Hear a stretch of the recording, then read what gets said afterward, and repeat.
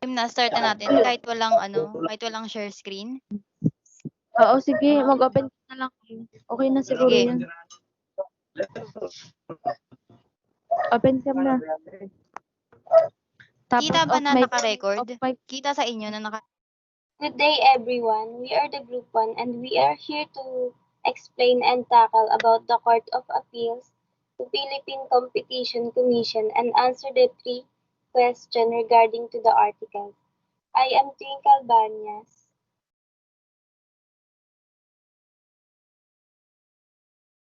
I am Renceles Balute. I am Bakiran Niña Beatriz.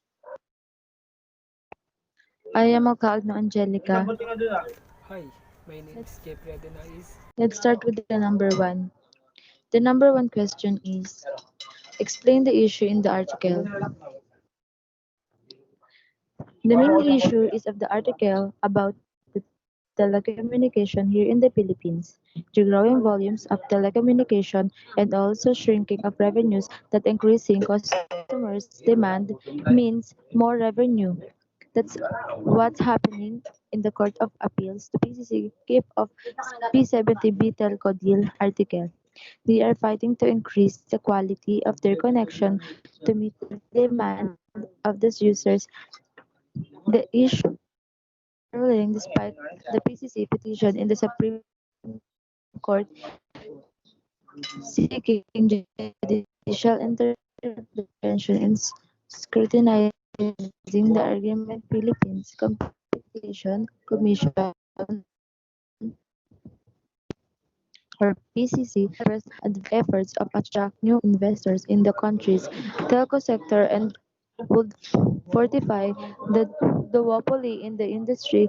And also there are other people who complain about how slow and connected to Globe Telecom MPLDT is.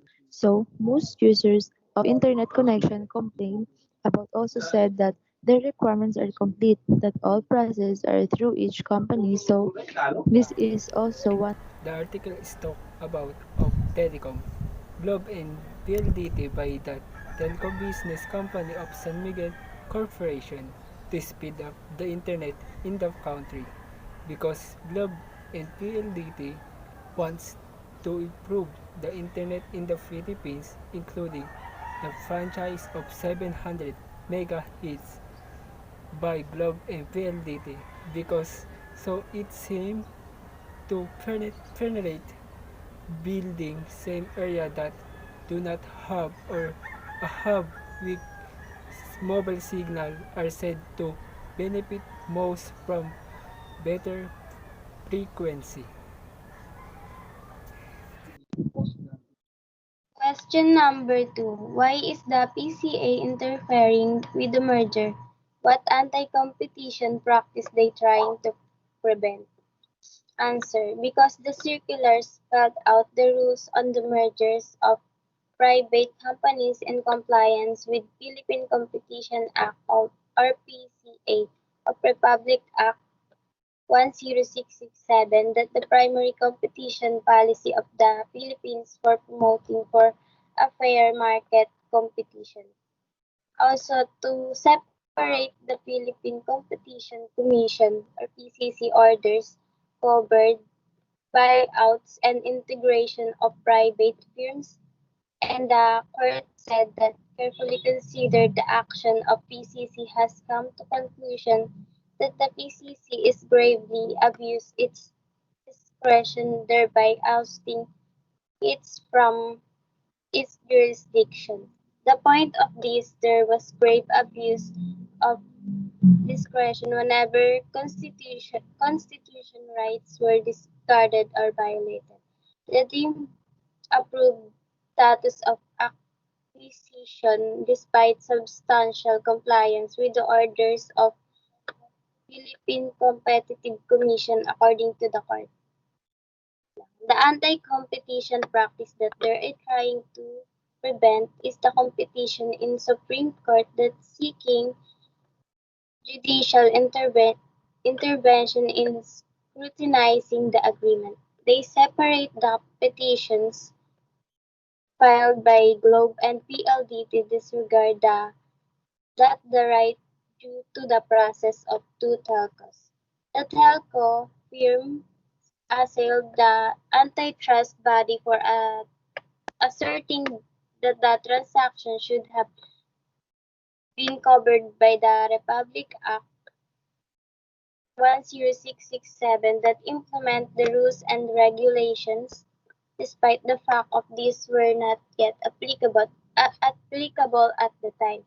Also, they are trying to prevent a welcome competition and make effort to boost services of PLDT's broadband speed and coverage to increase. The primary concern of the Competition Act is to protect the well-being of consumers and preserve the efficiency of competition in the market.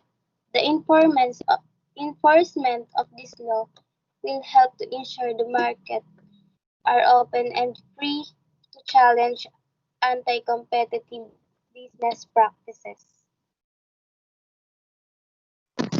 Same question. Number two. PCA interfere with the merge. What anti-competition practice are they trying to prevent? The their their mobile coverage and internet speed. The company's services provider, Globe Telecom and PLD signed the Memorandum of Agreement (MOA), which serves as a preamble to formal peering agreement between the two parties.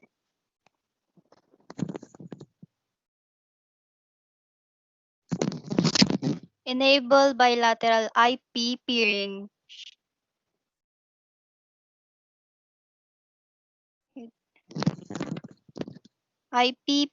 to make downloading and uploading of web content quicker and more effective, benefiting customers of both parties and country as a whole. Although promised faster internet speed, both companies did not say anything about lowering prices of services. PLDT and Globe said it would surrender G, 3G, 4G, and 5G frequencies to the government to facilitate the entry of the third player. Observers suspected that any competitors would have or even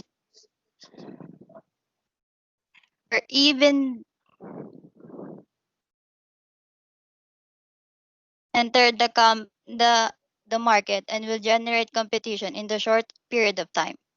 This would be a top challenge to a decent market. Eating telecommunications and the third player will have difficulty entering the market to 700 MHC space. That is why Philippine Competition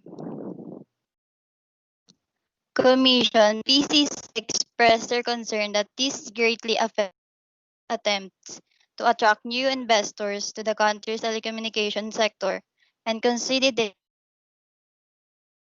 the industry duopoly. Duopoly is the most essential form of all. In duopoly, competing firms dominate the majority of market sector for the specific product or service they offer. The anti-competition they're seeking in the article is to suppress the abuse of dominant market position between the two companies.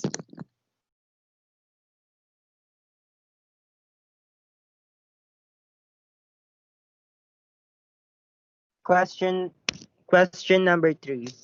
Is the decision of the Court of Appeals fair to both the business and consumers? Why do you think so?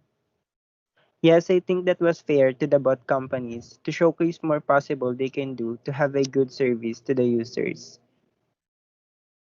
to have a more upgraded and more effective internet here in our country, and also to give back to users that really disappointed, and why not both companies is have a really more efficient telecom. Thank you. Again, we are the group one. Thank you for listening to our